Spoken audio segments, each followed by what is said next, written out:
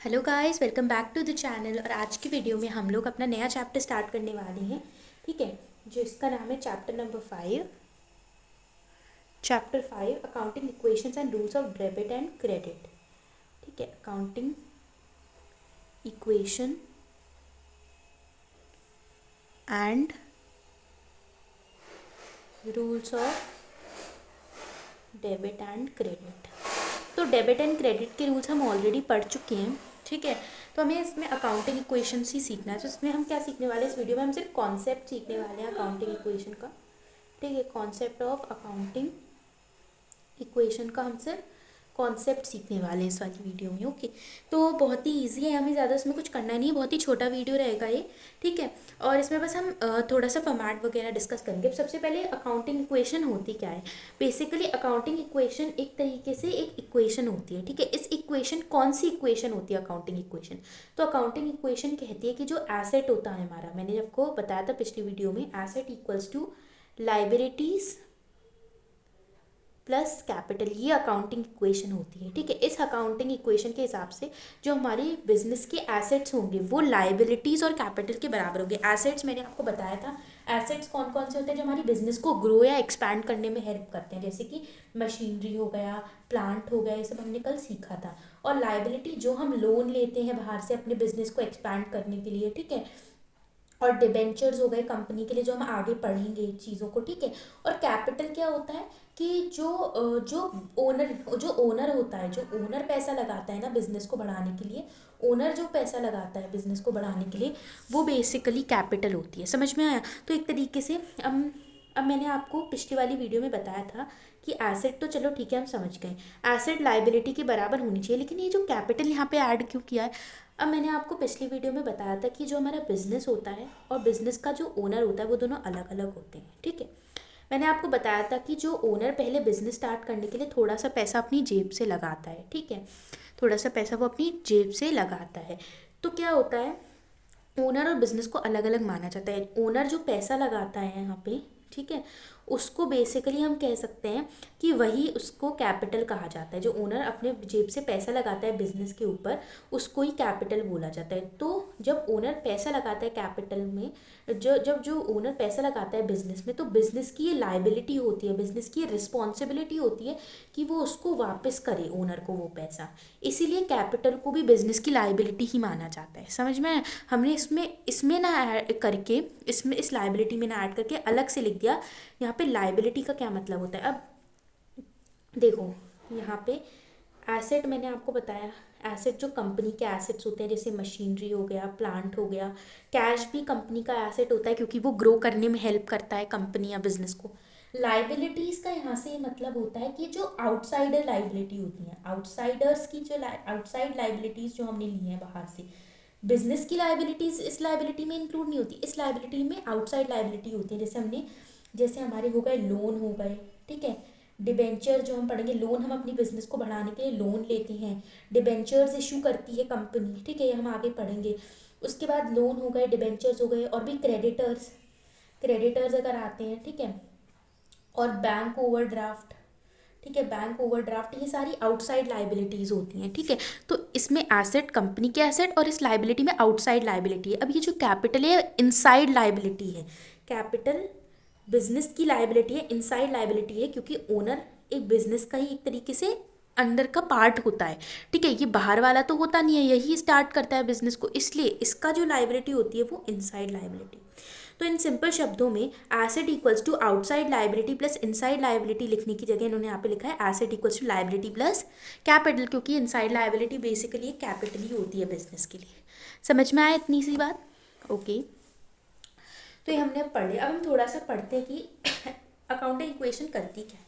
तो accounting equation basically जब आप देखोगे, ठीक है, तो हमारा जो एसेट है, लाइबिलिटी है ये, और कैपिटल है, ये सब बैलेंस शीट में आते हैं। ठीक है, हम आगे धीरे धीरे पढ़ेंगे, हम देखेंगे बैलेंस शीट्स वगैरह बनाना, तो उसमें आप देखोगे कि बैलेंस शीट के सारे कंपोनेंट्स होते हैं। तो एक तरीके से जो एसेट और लाइबिलिटी, तो जो ये एसेट होता है बेसिकली कंपनी का, ठीक है, उसमें बेसिकली हम ये कह सकते हैं कि ये इनसाइड लाइबिलिटी होती है। ओके, अब मैं थोड़ा सा आपको बताती हूँ कि अकाउंटिंग इक्वेशन एक्चुअल में होती क्या है। Okay,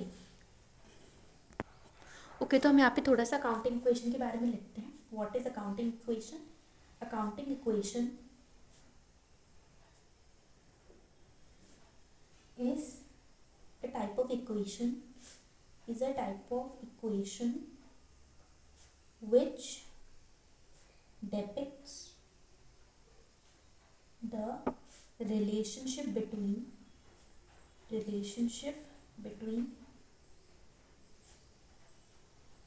assets and liabilities of business. Okay, अभी तो आप इतना समझो. ओके, एंड बेसिकली हम कह सकते हैं यहाँ पे ये जो एसेट्स और लाइबिलिटीज़ होते हैं, हम आगे पढ़ेंगे, ये हमारी कंपनी या हमारी बिजनेस की बैलेंस शीट में आते हैं.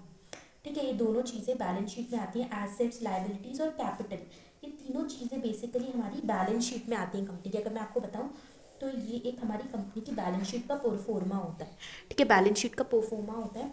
यहाँ पे सारे बेसिकली हम कह सकते हैं यहाँ पे सारी लाइबिलिटीज़ आती हैं, यहाँ पे सारे एसेट्स आते हैं. ठीक है, आप यहाँ पे लिखते हो loan, bills payable, bank overdraft, और सबसे यहाँ पे ऊपर यहाँ पे कैपिटल भी लिखा जाता है. ठीक है, कैपिटल लिखा रहता है. तो बेसिकली हम यहाँ पे कह सकते हैं ये सारी बैलेंस शीट की लाइबिलिटी साइड में आते हैं. तो ये सब बेसिकली हमारी लाइबिलिटीज होती हैं. एसेट्स में हमारे यहाँ पे आ जाता है मशीनरी, प्लांट, डेटर्स, ये सारे हमारे एसेट्स होते हैं. ठीक है, तो बेसिकली हम कह सकते हैं ये सब बैलेंस शीट में आती है. तो हमारी कैपिटल, ये सारी लाइबिलिटीज़ और ये सारे एसेट्स बेसिकली सब बैलेंस शीट में आते हैं. और हमारी जो बैलेंस शीट है टोटल मैच होनी चाहिए, तभी बैलेंस शीट एकदम परफेक्ट होती है. तो इसीलिए बेसिकली एक तरीके से हम कह सकते हैं, तो ये जो इक्वेशन हम सीखने वाले हैं, assets equals to liabilities plus capital, इसको हम बैलेंस शीट इक्वेशन भी कहते हैं. ठीक है, बैलेंस शीट इक्वेशन भी कहते हैं. क्यों? क्योंकि ये बिल्कुल बैलेंस शीट की तरह ही होती है. इस तरीके से बैलेंस शीट में एसेट्स और लाइबिलिटीज़ का टोटल मैच होता है. ठीक है, एसेट्स और लाइबिलिटीज़, इस लाइबिलिटी में कैपिटल भी इंक्लूड होता है. ठीक है, यहाँ पे इस इक्वेशन में बस वो अलग अलग करके लिखा है. Assets equals to liabilities plus capital उन्होंने अलग से लिखा है. जिस तरीके से बैलेंस शीट में दोनों का टोटल मैच होता है, वैसे ही अकाउंटिंग इक्वेशन में भी दोनों का टोटल मैच होना चाहिए. इसलिए इसको बैलेंस शीट इक्वेशन भी बोला जाता है. समझ में आया? तो ये हमारी एक तरीके से ये डेफिनेशन है. और हम इस इक्वेशन को बैलेंस शीट इक्वेशन क्यों कहते हैं वो भी आपने समझ लिया, क्योंकि ये बिल्कुल बैलेंस शीट की तरह होता है. जिस तरीके से बैलेंस शीट में लाइबिलिटीज़ प्लस कैपिटल, ये इस पूरे का टोटल एसेट के बराबर होता है, वैसे ही इस इक्वेशन में भी एसेट का जो टोटल होता है वो लाइबिलिटीज़ और कैपिटल के बराबर होता है. समझ में? जब हम इक्वेशन करेंगे हम समझेंगे.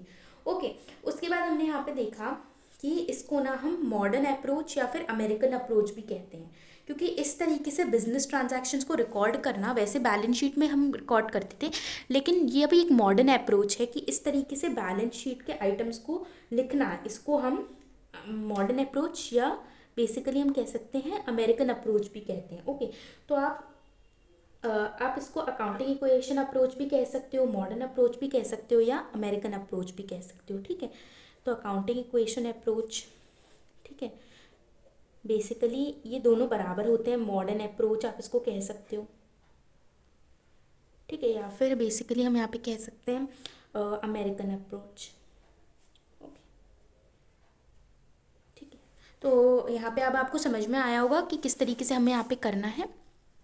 ओके, अब इन ये सब तीनों नाम एक ही होते हैं. ठीक है, उसके बाद हम यहाँ पे कह सकते हैं कि जैसा कि हम इक्वेशन को थोड़ा सा देखते हैं, asset equals to liabilities plus capital. अब मैंने आपको बताया था एसेट हमारा डेबिट होता है. अगर आपने गोल्डन रूल्स की वीडियो देखी होगी तो आपको ये पता होगा कि एसेट हमारा डेबिट होता है, लाइबिलिटीज़ हमारी क्रेडिट होती है. और एक तरीके से ये भी मैंने आपको बता दिया कि कैपिटल भी बिजनेस की लाइबिलिटी होती है, तो वो भी क्रेडिट होगी. तो यहाँ पे इस इक्वेशन के हिसाब से डेबिट हमेशा क्रेडिट के बराबर होना चाहिए.